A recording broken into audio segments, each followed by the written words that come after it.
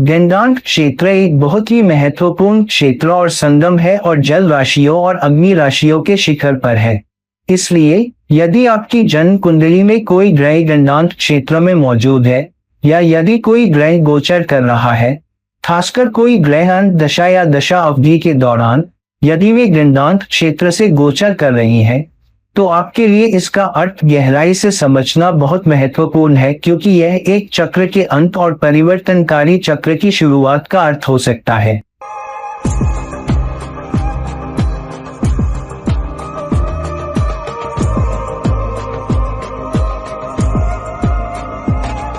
Hello, नमस्कार और आदाब मेरे सभी दोस्तों को आपके अपने चैनल एस्ट्रो से आपके मित्र ज्योतिष और मार्गदर्शक के साथ। आज हम गंडांक क्षेत्र के बारे में बात करने जा रहे हैं, क्योंकि कुछ समय बाद शनि गंडांक क्षेत्र से गोचर करेगा, क्योंकि यह धीरे धीरे मीन राशि के शिखर या अंत में जा रहा है, क्योंकि अभी यह मीन राशि से गोचर कर रहा है, लेकिन कुछ समय बाद ये गंडांक क्षेत्र से गोचर करने जा रहा है। तो मुझे लगा कि हमारे लिए ये चर्चा करना जरूरी है कि गंडांक क्षेत्र का क्या मतलब है, और जब ग्रह, खासकर अगर वे आपकी जन्म कुंडली में उस क्षेत्र में हो, तो इसका क्या मतलब है। और अगर वे गोचर कर रही है, तो कोई भी ग्रह जिसकी दशा या दशा आप में है, अगर आप गोचर कर रहे हैं या दशा और दशा से गुजर रही हैं, और अगर वे गंडांक क्षेत्र से गोचर कर रहे हैं, तो इसका क्या मतलब है। तो आइए गहराई से देखें और गंडांक क्षेत्र का अर्थ समझें और इसका क्या मतलब है, आपके लिए क्या परिणाम आ सकते हैं, और जब आपके ग्रह में ऐसी उपस्थिति हो तो आपको किस तरह की तैयारी करनी चाहिए। तो सबसे पहले गंडांक शब्द गंट या गांठ से बना है, जिसका अर्थ है एक गांठ जो बंधी हुई है, और गांठ का अंत या गांठ का अंत जिसका अर्थ है एक गांठ। ग्रह जलीय राशि से उग्र राशि में प्रवेश कर रहा है, जो कि कर्क से सिंह में या वृश्चिक से धनु में या मीन से मेष में आता है। जलीय राशि की अंतिम अवधि और उग्र राशि की प्रारंभिक अवधि को गंडांक क्षेत्र या एक चक्र का अंत और एक नए चक्र की शुरुआत माना जाता है, क्योंकि जलीय राशियों का अर्थ है विघटन। पानी चीजों को घोल देता है, इसलिए एक निश्चित कर्म या कार्मिक ऋण या एक कार्मिक चक्र का विघटन और एक नए की शुरुआत, क्योंकि आप जो कुछ भी शुरू करना चाहते हैं या करना चाहते हैं, उसके लिए आमतौर पर आपको आग जलानी पड़ती है। अगर आप खाना पकाना चाहते हैं तो आपको आग जलानी होगी। अगर आप किसी चीज को पिघलाना चाहते हैं और उसे नया आकार देना चाहते हैं तो आपको आग जलानी होगी। इसलिए गंडांक क्षेत्र यानी उग्र राशियों में किस राशि से अंतिम डिग्री और शुरुआती डिग्री बहुत महत्वपूर्ण है। ये अत्यधिक संवेदनशील क्षेत्र है, जैसे मीन से मेष तक। तो अगर नक्षत्र की बात करें तो नक्षत्र के आखिरी 3 मिनट 20 डिग्री 3 डिग्री और 20 मिनट या राशि के आखिरी 3 डिग्री और 20 मिनट और अगली राशि के पहले 3 डिग्री और 20 मिनट गंडांक क्षेत्र को दर्शाते हैं।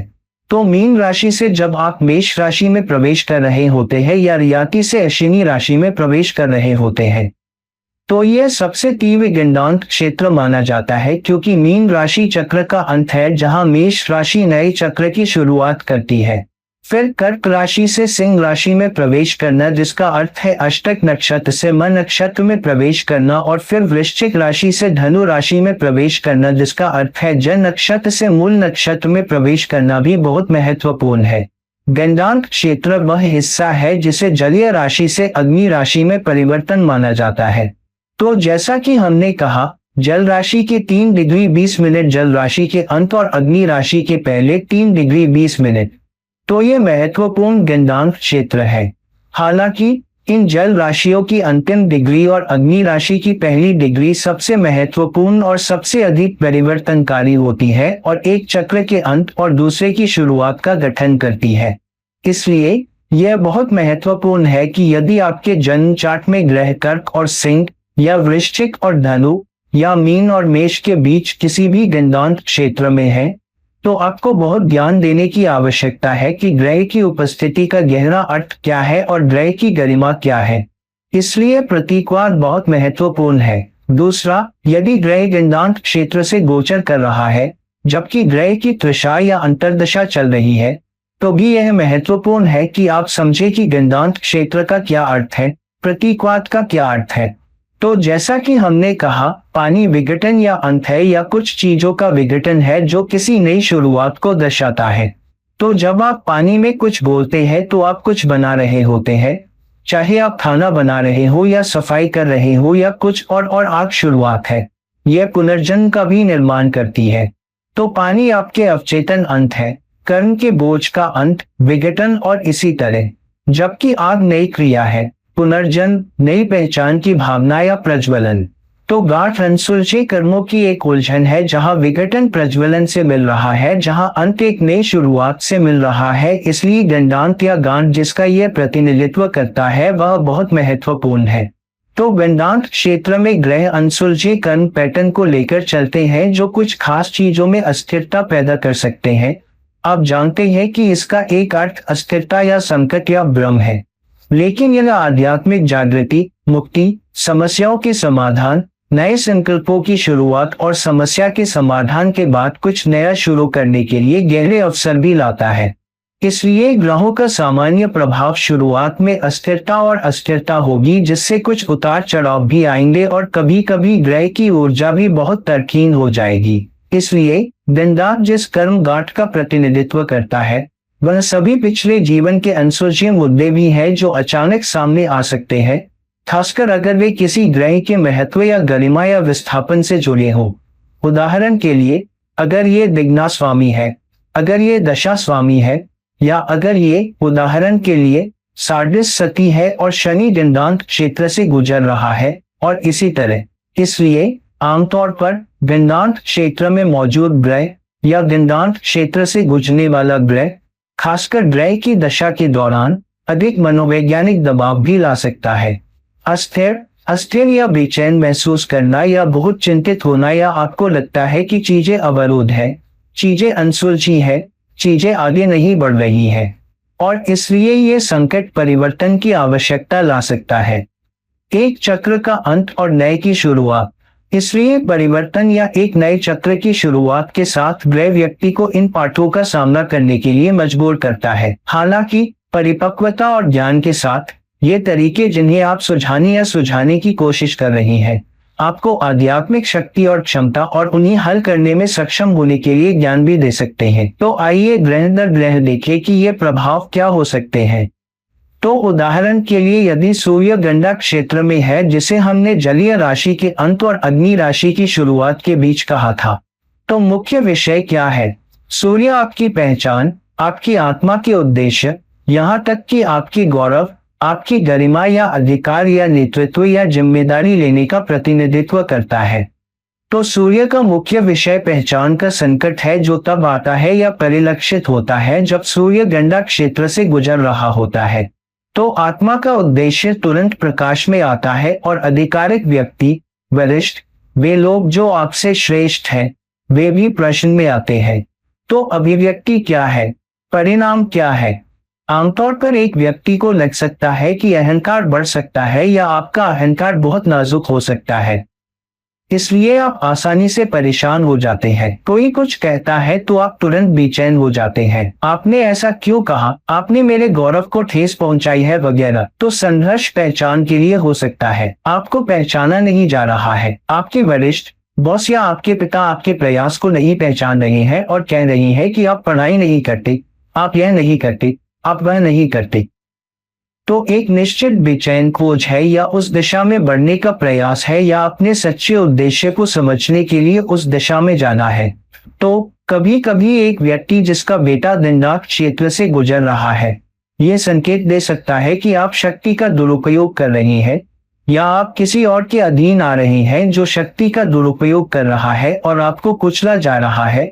और इससे बाहर निकलने का रास्ता यह है कि या तो आप एक प्रामाणिक नेता बन जाते हैं, या आप नेतृत्व को समझते हैं, आप जिम्मेदारी को समझते हैं, या आपको प्रामाणिक नेतृत्व मिलता है, आपको वह सच्चा बुद्धिमान सलाहकार मिलता है जिसकी आप प्रतीक्षा कर रहे हैं।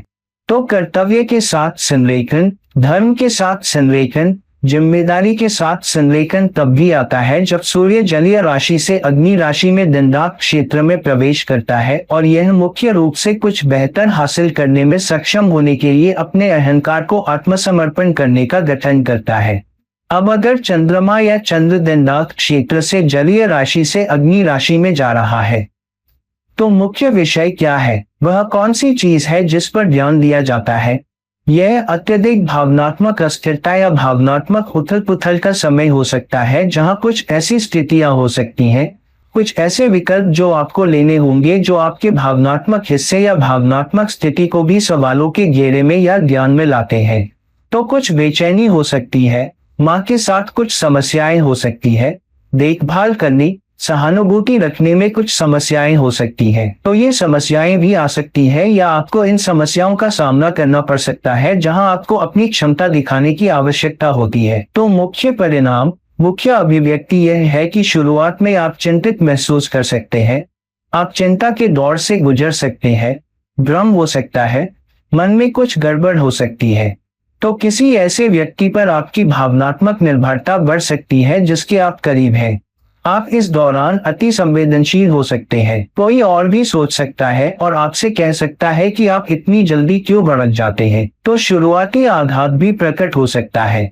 कभी कभी संपत्ति के संबंध में चुनौतियां आ सकती हैं जिसका प्रतिनिधित्व चंद्रमा करता है, या माँ के साथ कुछ अनसुलझी चुनौतियां भी अचानक सामने आ सकती हैं जहां आप अचानक घर्षण में आ जाते हैं या आपको इस दौरान माँ पर भी ध्यान देना पड़ता है। इसलिए सोना, अपना ख्याल रखना, दूसरों की देखभाल करना, दूसरों के साथ और खुद के साथ सहानुभूति रखना बहुत महत्वपूर्ण है। तो आपको जो मुख्य मार्ग अपनाने की आवश्यकता है वह है भावनात्मक सुरक्षा को समझना, स्थिति के प्रति सचेत रहना, अन्य परिस्थितियों के प्रति सजगता और सहानुभूति, और शायद मन को स्थिर करने की कोशिश करना और आध्यात्मिक अभ्यासों में लिप्त होना आपको बड़ी भावनात्मक चुनौती के बिना जलीय राशि से अग्नि राशि की ओर आसानी से ले जा सकेगा। सही है, मंगल या मंगल गंडांक राशियों से होकर गुजर रहा है। तो मुख्य विषय, ओम या जल के प्रकाश में आने वाली चीज, मंगल क्या करता है? मंगल आपकी मुख्य ऊर्जा है, आपकी इच्छा शक्ति और आपकी मुखरता, यहाँ तक कि आपकी आक्रामकता या संघर्ष जिन्हें सुलझाने की आवश्यकता है। संघर्ष या तो आपका है या किसी और का, जो भी हो। तो मुख्य बात जो ध्यान या ध्यान में आती है, या आपको क्या परिणाम मिल सकते हैं। कभी कभी आप बहुत अधिक आवेगी महसूस कर सकते हैं जब मंगल गंडांक क्षेत्र से गुजर रहा होता है, और आप निर्णय ले सकते हैं या ऐसी चीजों में पड़ सकते हैं जो बाद में सोच सकती हैं, मैं किस मुसीबत में पड़ गया, मैं यहाँ कैसे पहुंच गया। तो अचानक दुर्घटनाएं हो सकती हैं, अचानक निर्णय हो सकते हैं, कागजात पर हस्ताक्षर हो सकते हैं, या किसी से कुछ वादा करना पड़ सकता है, या कुछ अनावश्यक और झगड़ी तर्क हो सकते हैं। तो बहुत सारी दबी हुई हताशा है जो बाहर आ सकती है, या हो सकता है आप ऐसी स्थिति में आ सकते हैं जहां आपके पास बाहर आने का विकल्प हो, और कभी कभी आप इसे नियंत्रित करने में सक्षम नहीं होते हैं। तो इससे कुछ गुस्से की समस्याएं, कर्म संबंधी संघर्ष या कर्म संबंधी झुकाव आ सकता है। आप जानते हैं कि क्रोध या अनसुलझे मुद्दे भाई बहनों के साथ हो सकते हैं, आपके साथी के साथ हो सकते हैं, बड़ों के साथ हो सकते हैं, या आधिकारिक व्यक्तियों के साथ भी हो सकते हैं, क्योंकि मंगल सेनापति है और सूर्य राजा है। तो इस समय के दौरान आपको जो मुख्य मार्ग या संकल्प लेने की आवश्यकता है वह है अत्यधिक अनुशासन दिखाना और अपना ध्यान खोने के बजाय अपने हाथ में लिए गए प्रोजेक्ट पर अपना ध्यान केंद्रित करने में सक्षम होना। कई बार ऐसा होता है कि जब मंगल विशेष रूप से जलीय राशि से होकर गुजरता है, खासकर कर्क राशि से आपकी राशि में, क्योंकि हम जानते हैं कि मंगल कर्क राशि में नीच का हो जाता है और मंगल एक उग्र ग्रह है, तो कर्तव्य और अपनी ऊर्जा का रचनात्मक उपयोग करना बहुत महत्वपूर्ण है। इसलिए अपना ध्यान अनावश्यक झगड़ों में न डाली, अपना ध्यान महत्वहीन चीजों पर न लगाकर महत्वपूर्ण चीजों पर रखिए और अपनी ऊर्जा का रचनात्मक उपयोग करिए। अब अगर यह बुध या बुध है जो कि जलीय राशि से पी राशि में नंदिता क्षेत्र से गुजर रहा है, तो बुध क्या है? बुध आपकी बुद्धि है, बुद्धिमानी से निर्णय लेने की आपकी क्षमता, सुविचारित निर्णय, यह तार्किक विकल्प लेने में सक्षम होने की आपकी क्षमता है। तो मुख्य विषय, मुख्य फोकस आपकी संवाद करने की क्षमता, प्रभाव डालने की आपकी क्षमता, निर्णय लेने में आपकी बुद्धि का प्रदर्शन करने की आपकी क्षमता, आपके विकल्पों में, विश्लेषण में और विश्लेषण के माध्यम से और शिक्षित निर्णय लेने के माध्यम से सही विकल्प बनाना है।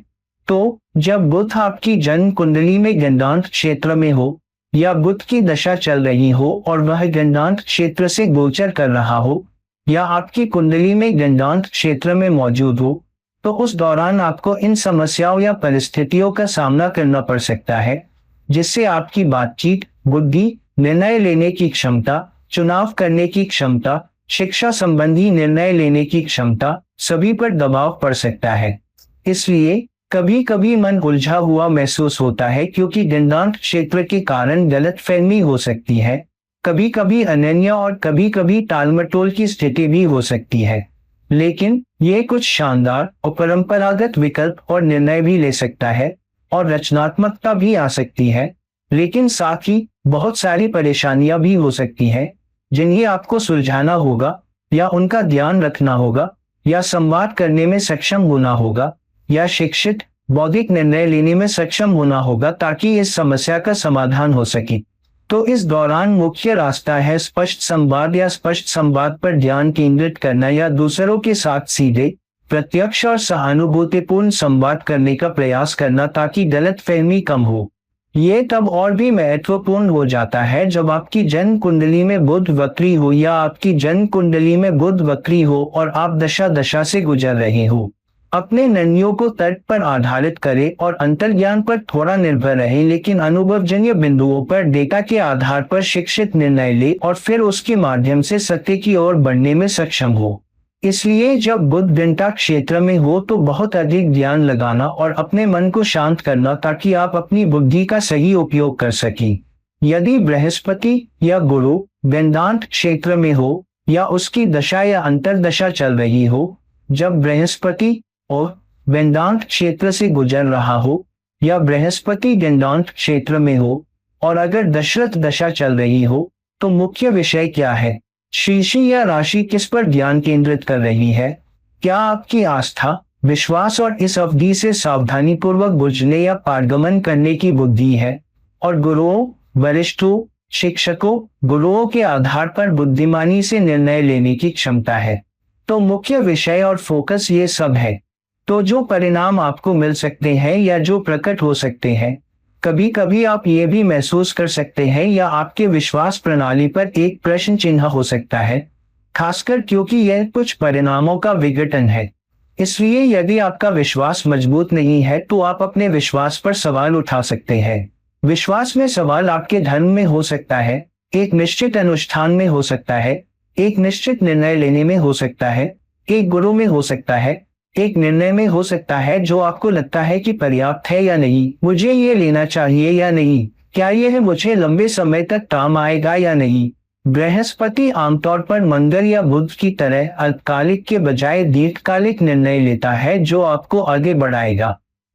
तो आस्था या विश्वास का संकट हो सकता है, या परंपरा को अस्वीकार भी किया जा सकता है। कभी कभी क्योंकि बृहस्पति आपकी समृद्धि का कारक भी है, इसलिए भाग्य लाभ में भी उतार चढ़ाव हो सकता है। वे ऊपर नीचे हो सकते हैं। इसलिए संभावना है कि कोई व्यक्ति, विशेष रूप से बृहस्पति की दशा, अंत दशा के दौरान गंडांत क्षेत्र में या आपकी जन्म कुंडली में गंडांत क्षेत्र में जाने के दौरान पिछले जन्म के बोझ के कारण अपनी बुद्धि का दुरुपयोग कर सकता है, अपनी बुद्धि का दुरुपयोग कर सकता है, शिक्षा का दुरुपयोग कर सकता है, अपने अनुभव का दुरुपयोग कर सकता है, उनका सही उपयोग नहीं कर सकता है, या किसी और चीज में गुमराह हो सकता है। खासकर अगर बृहस्पति गोचर के माध्यम से राहु के प्रभाव में हो, या शायद बृहस्पति के नक्षत्र में हो, या राहु और बृहस्पति एक दूसरे को परस्पर देख रहे हो। और यह भी आ सकता है आओ आओ आओ आओ आओ आओ आओ आओ आओ आओ आओ, या अगर राहु दशा अंतर्दशा चल रही है और बृहस्पति आपके गंडांत क्षेत्र में है, तो ऐसा हो सकता है। तो क्या आपको किस रास्ते पर चलना है? आपको किस दिशा में आगे बढ़ना है? इसके लिए आपको अपने अनुभवों से, अपने गुरुओं से, जीवन में विभिन्न परिस्थितियों का सामना करने से प्राप्त ज्ञान का उपयोग करने में सक्षम होना चाहिए। उनका उपयोग करना चाहिए, उन अनुभवों का उपयोग करके निर्णय लेना चाहिए और अपने विश्वासों को मजबूत करना चाहिए, बजाय इसके कि आप अपने विश्वासों में डगमगाएं। विशेष रूप से स्वयं पर विश्वास, अपने मूल्यों पर विश्वास, अपने समुदाय पर विश्वास, अपनी परवरिश पर विश्वास, अपनी पृष्ठभूमि पर विश्वास बहुत बहुत मजबूत होना चाहिए। और आपको कभी कभी अपने गुरुओं, अपने गुरुओं से संपर्क करने की आवश्यकता होती है, ताकि विश्वास प्रणाली इस ज्ञान से और भी मजबूत हो कि कोई और आपका समर्थन करने के लिए है और आप पर कल्याण की भावना भी है। इसलिए हठधर्मिता को नकारना, अनावश्यक परंपराओं को नकारना और सही ज्ञान, अपने वरिष्ठों से प्राप्त ज्ञान और अपने अनुभवजन्य ज्ञान पर ध्यान केंद्रित करना ही वह तरीका है जिससे आपको गुरु की दशा या गुरु के आपकी जन्म कुंडली में गंडांत क्षेत्र में होने का सामना करने की आवश्यकता है। अब शुक्र गंडांत क्षेत्र में है। अब शुक्र आपके अच्छे जीवन का प्रतीक है। शुक्र आपका आकर्षण है।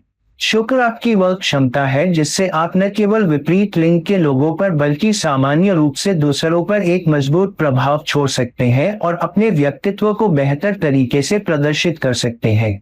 इसलिए यदि शुक्र आपकी जन्म कुंडली में गंडांत क्षेत्र में है या शुक्र अपनी दशा अंतरादशा अवधि के दौरान गंडा क्षेत्र से गोचर कर रहा है, तो मुख्य विषय संबंध पर है, खासकर क्योंकि शुक्र तुला राशि का स्वामी है, जो कि एक मुद्रा राशि और संबंध का प्रतीक है, लेकिन संतुलन का भी प्रतीक है।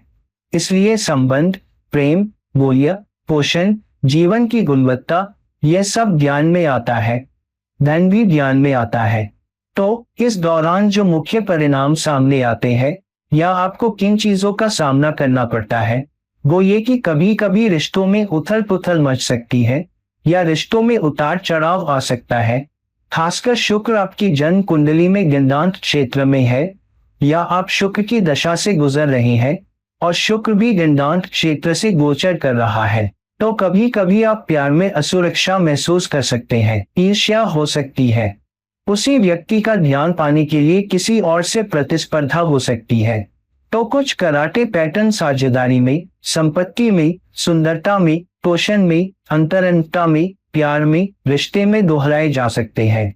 तो या तो धन या सुख या साझेदारी या साथी के साथ संघर्ष इस समय के दौरान हो सकता है, शुक्र की अवधि के दौरान, या शुक्र आपकी जन्म कुंडली में गंडा क्षेत्र में हो। तो मुख्य मार्ग बिना शर्त प्यार, बिना शर्त समर्थन, बिना शर्त टीम वर्क करना सीखना है और दिखावटी अंतरंगता के बजाय उच्च मूल्यों को पूरा करना है। तुच्छ आकर्षण और केवल दान, सांसारिक धन पर बहुत अधिक ध्यान केंद्रित न करें, बल्कि रिश्तों और परिचितों को भी आपके लिए मुख्य धन के रूप में देखें। और अन्य धन भी आपकी भाषा, आपके व्यक्तित्व, भौतिकता से ऊपर उठने की आपकी क्षमता के साथ लोगों को प्रभावित करने की क्षमता है, लेकिन उन उच्च मूल्यों पर भी ध्यान केंद्रित करना है जो आपने अपने परिवार से, अपने विश्वास प्रणाली से, अपने समुदाय से प्राप्त किए हैं, और भौतिक सुखों का पीछा करने या उसके पीछे भागने के बजाय उन पर टिके रहें, लेकिन महत्वहीन पर ध्यान केंद्रित करने के बजाय आध्यात्मिक संतुष्टि के लिए जाएं। इसलिए यह महत्वपूर्ण अवधि हो सकती है जहां कभी कभी आप बहुत अच्छी शुरुआत भी कर सकते हैं, जहां अपार धन हो सकता है। यह अपार धन आने की शुरुआत अवधि भी हो सकती है या नए अवसर आ सकते हैं। इसलिए यह आपकी आंखें खुली रखने और अपने कान जमीन पर रखने का समय है। अब जब शनि आपके जन्म चार्ट में गंडांत क्षेत्र में है या आप शनि की दशा से गुजर रहे हैं और शनि दंडांत क्षेत्र से गोचर कर रहा है, जहां शनि कुछ समय में आप जानते हैं कि शनि मीन राशि के अंतिम भाग से गुजरेगा। अभी यह मीन राशि से गोचर कर रहा है, तो वह समय बहुत महत्वपूर्ण हो जाएगा। और अगर आपकी कुंडली में शनि वक्री है तो यह बहुत महत्वपूर्ण हो जाता है। तो शनि के लिए मुख्य विषय क्या है, खासकर जब शनि आपकी जन्म कुंडली में गजांत क्षेत्र में हो या उसके दौरान दशा पड़ना शुरू हो जाए। तो मुख्य विषय टीम वर्क, अनुशासन, संगठन, संरचना, दूसरों के साथ काम करने की क्षमता, दूसरों की मदद करने में सक्षम होने की क्षमता, टीम के खिलाड़ी होने की क्षमता, नेतृत्व हासिल करने की कोशिश करने के बजाय एक कार्यकर्ता होने की क्षमता है। इसलिए एक सहयोगी बने, भले ही आप एक नेता हो, भले ही आप बॉस हो, अपनी पीठ झुकाने और दूसरों का समर्थन करने में सक्षम हो और दूसरों के साथ समान व्यवहार करें और विशेष रूप से अपने से नीचे के लोगों के साथ बेहतर व्यवहार करें। तो आप पर मुख्य कार्मिक जिम्मेदारी अच्छे कर्म करना और अपनी जिम्मेदारियों को याद रखना है, अपने कर्तव्यों को याद रखना है और शनि द्वारा बनाई गई सीमाओं को याद रखना है। समाज द्वारा दिए गए नियमों और विनियमों, आदेश, संरचना को याद रखें। समुदाय द्वारा दिए गए, आपकी परवरिश द्वारा दिए गए, आपकी शिक्षा द्वारा दिए गए, तो इस अवधि के दौरान आपके लिए परिणाम या आपका ध्यान केंद्रित रहेगा। बहुत सारे कर्म संबंधी कर्तव्य सतह पर आएंगे। तो कभी कभी माता पिता के प्रति कर्तव्य, बच्चों के प्रति कर्तव्य, टीम के सदस्यों के प्रति कर्तव्य, घर के प्रति कर्तव्य, साथी के प्रति कर्तव्य, दोस्तों के प्रति कर्तव्य, कुछ वरिष्ठों के प्रति कर्तव्य भी अचानक सामने आ सकते हैं। कभी कभी आप कुछ ऐसी स्थितियों में फंसे हुए महसूस कर सकते हैं जहां आपको लगेगा कि मैं आगे नहीं बढ़ पा रहा हूं, लेकिन शनि भी सीमाएं हैं। तो इस अवधि के दौरान सीमाएं बनी हुई महसूस हो सकती हैं। तो यह अधिकतम कार्मिक परिपक्वता दिखाने का समय है। अधिकतम कार्मिक परिपक्वता की स्थिति भी आपको दी गई है। आप कार्मिक स्तर पर बहुत अधिक परिपक्वता प्राप्त करते हैं, लेकिन यह वह समय भी है जहां आपको इन चुनौतियों से पार पाने के लिए कार्मिक परिपक्वता का प्रदर्शन करना होगा।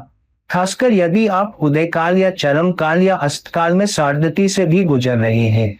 आपके लिए मुख्य एक्शन पॉइंट धैर्य दिखाना, अनुशासन की भावना दिखाना, जिम्मेदारी, लोगों की सेवा करने की क्षमता और लचीलापन दिखाने में सक्षम होना है। लचीलापन का छात्र बनना और सबसे कठिन समय में लचीलापन दिखाने की कोशिश करना है।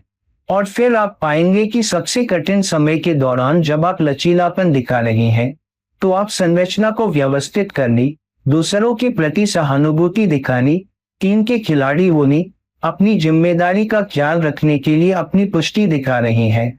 तो वह समय कठिन समय के बजाय अधिक आसान समय हो सकता है। अब राहु और केतु, अब याद रखिए कि राहु और केतु वक्री होते हैं, इसलिए वे एक उग्र राशि से जल राशि में गुजरते हैं, न कि इसके विपरीत। इसलिए गंडांत क्षेत्र जल से अग्नि में नहीं बल्कि इसके विपरीत होता है। इसलिए आमतौर पर राहु और केतु अलग अलग तरह की चुनौतियां या अवसर लेकर आते हैं। तो जब राहु एक उग्र राशि से जल राशि में जाता है तो मुख्य विषय क्या होता है? तो यह आपके अंदर कुछ इच्छाओं को केंद्र में ला सकता है, जुनूनी इच्छाएं जो आपके मन में आ सकती हैं, जैसे कि पैसे के लिए, किसी व्यक्ति के लिए, अधिकार के लिए, विकास के लिए, भौतिक लाभ के लिए या सांसारिक सफलता के लिए। तो सांसारिक महत्वाकांक्षाएं भी सामने आ सकती हैं। तो परिणाम जो अभिव्यक्ति हो सकती है वह है उच्च भूख, खासकर जब राहु अग्नि तत्व राशि के अंतिम अंश पर हो और जल तत्व राशि के प्रथम अंश में प्रवेश कर रहा हो, क्योंकि याद रखें राहु वक्री होता है, इसलिए शुरुआत में बहुत भ्रम हो सकता है। कुछ अधूरे काम हो सकते हैं जो आपको हताशा दे सकते हैं। उच्च इच्छा हो सकती है जिसके कारण आप कुछ लोगों को धक्का दे रही हैं, अपने कर्तव्यों को ठीक से नहीं कर रही हैं, शॉर्टकट लेने की कोशिश कर रही हैं, कभी कभी कुछ निर्णय लेने के लिए गुमराह हो रही हैं। तो आप अपनी जिम्मेदारियों और चुनौतियों का सामना करने के बजाय कुछ भ्रमों और सांसारिक लाभों के पीछे भाग सकते हैं। कभी कभी राहु आपको गुमराह कर सकता है और आपको ऐसे रास्ते पर ले जा सकता है जहां कोई समाधान नहीं है। इसलिए विशेष रूप से जब राहु जल तत्व से अग्नि तत्व से जल तत्व में गोचर कर रहा हो तो बहुत सावधान रहना होगा। यह उथल पुथल और चुनौतियों का समय है, लेकिन साथ ही रचनात्मकता भी सामने आ सकती है। यदि आप राहु की ऊर्जा का उपयोग करने में सक्षम हैं, तो आपके लिए शानदार परिणाम भी आ सकते हैं। दूसरी ओर केतु वैराग्य और विघटन से दूर जाने का ग्रह है और यह पिछले जन्म के कर्मों के मोक्ष को भी दर्शाता है। जब शनि और केतु गंडांत क्षेत्र में होते हैं तो आपको मुख्य परिणाम या चुनौती या स्थिति का सामना करना पड़ सकता है जो मुक्ति के लिए हो सकता है। हर चीज से दूर, चुनौतियों से दूर, दबावों से दूर, निराशाजनक स्थितियों से दूर। इसलिए व्यक्ति बहुत बेचैन महसूस कर सकता है, शांति चाहता है, इन सभी सांसारिक चीजों से दूर जाना चाहता है, खासकर इसलिए क्योंकि आप अग्नि तत्व से जल तत्व में जा रही हैं। आप भौतिकवाद को खत्म कर रही हैं, आप महत्वाकांक्षा की आवश्यकता को खत्म कर रही हैं, आप सांसारिक खेल से लगाव की आवश्यकता को खत्म कर रही हैं। इसलिए मुक्ति की आवश्यकता होगी, शांति की आवश्यकता होगी। आपके आसपास बहुत भ्रम हो सकता है, इसलिए आप अलग थलग रहना चाहते हैं, आप अधिक आध्यात्मिक मार्ग की ओर बढ़ना चाहते हैं।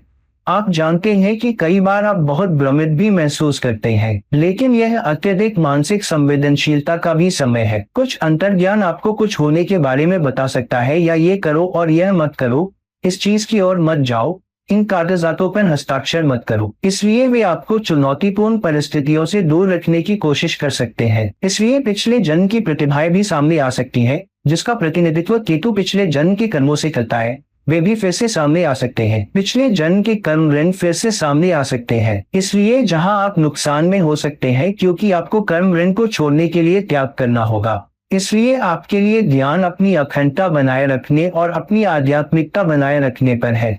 तो व्यवहारिक बनी, लेकिन सांसारिक दबावों के आगे झुके बिना राशि चक्र द्वारा दी जा रही पेशकश के प्रति समर्पण करें और फिर भी सेवा करें और ज्ञान करें और ऐसा व्यक्ति बनने का प्रयास करें जो शांति से हो, उच्च ऊर्जा के साथ हो, बजाय इसके कि निराश महसूस करे और एक निश्चित सीमा तक हार मान ले, लेकिन सब कुछ न छोड़ी। तो दोस्तों, अब जब हमने देखा कि गंडांत क्षेत्र का क्या अर्थ है और विभिन्न ग्रह जब वे जन्म कुंडली में गंडांत क्षेत्र में होते हैं या एंटा अवधि के दौरान उनका क्या अर्थ होता है और वे क्या प्रकट करते हैं, वे किस तरह के अवसर लाते हैं, किस तरह की चुनौतियां लाते हैं, वे आपके लिए किस तरह के विकल्प भी लाते हैं। अपनी खुद की कुंडली देखिए कि क्या कोई ग्रह गंडांत क्षेत्र में है या गंडांत क्षेत्र से गोचर कर रहा है, या यदि आप इन ग्रहों की शांत दशा की अवधि में है, क्योंकि ये आपके लिए एक परिवर्तनकारी अवधि का मतलब हो सकता है, एक चक्र का पूर्ण परिवर्तन और दूसरे की शुरुआत। तो दोस्तों, इस वीडियो को लाइक करें, शेयर करें और अगर आप मुझसे पर्सनल कंसल्टेशन चाहते हैं तो नीचे दिए गए लिंक पर जाकर मुझसे संपर्क करें। किसी और वीडियो में कुछ देर तक मैं आपका मित्र ज्योतिषी और मार्गदर्शक आपसे विदा लेता हूँ। नमस्ते।